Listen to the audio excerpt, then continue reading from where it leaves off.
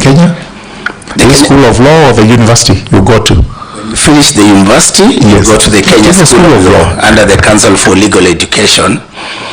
And then once you're admitted as an advocate, you can decide to go to court and be a practicing lawyer advocate in court, or you can decide to pursue your career in academics.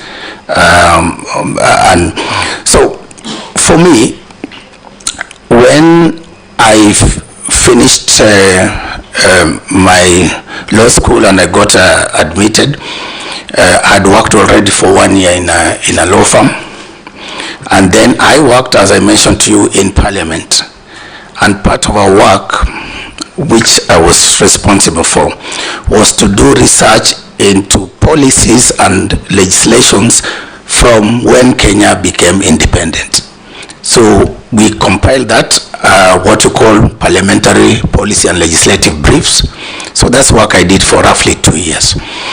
After that, I worked at the National Commission on Human Rights, doing legal work. My work was legislative drafting, research, policy, and a very important role that I think maybe most people did not appreciate in this country was that my role was to look at legislative proposals. And from the AG, before they go to Parliament, my role was to infuse international human rights standards into our legislation. So I did that work for 3 years, and honorable members, when I proceeded to join the United Nations, the work of the United Nations, as I've said, is to serve and to work for national government institutions with them. And my specific role was also centered on providing leadership at the Kenya. As a point of order, because the nominee is answering my question, I'd like the nominee, you have a copy of the Constitution, to open Article 166, 3B. So that please answer that question with reference to that section very shortly. Justifying your great academic achievements. Honorable Chair, are you qualified to be the chairperson? Yes, Honorable Chair, because I have spent over 15 years doing legal work, mainly in the field of human rights. And last year, Honorable Chair, for the record, I was actually shortlisted and I did interviews for the High Court judge, for which I was not successful, but that's when I continued. The requirement is not spending 15 years doing some work. What exactly is the requirement? For you to be chairman, you must be? What does the law require you to be? Article 166. 3B. The first with what is your requirement after the constitutional provision where we have IBC 88? The chairperson must be. After that, tell us whether you're qualified under the two provisions, 88 and 166.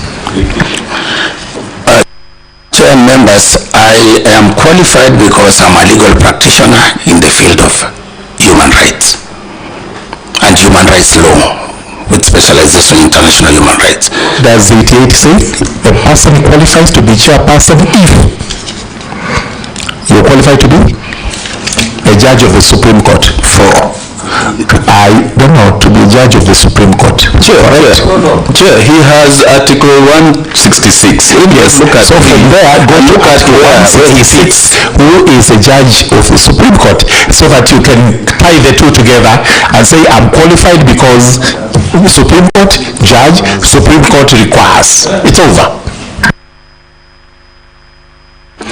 Chair, I think in terms of Article 1663, it talks about at least 15 years experience as a Superior Court judge, which I have not been a Superior Court judge, at least 15 years experience as a distinguished academic, judicial, legal practitioner, or such experience in other relevant legal field. And I think that's where I fall to Honorable Chair. That's where you fall. You don't think, do you think, or you actually confirm? I'm saying I confirm. That's where I fall. Thank you. All right, let's move to the next. We have to move on. See, which is that relevant field? In the relevant field. Which is the relevant field now here? International human rights law. International human rights. Yes. All right. The field is, it doesn't have to apply. It's a relevant field, like a litigation lawyer. That's the field I specialize in. Okay, let's move on to the next question from Karemba quickly. terms of the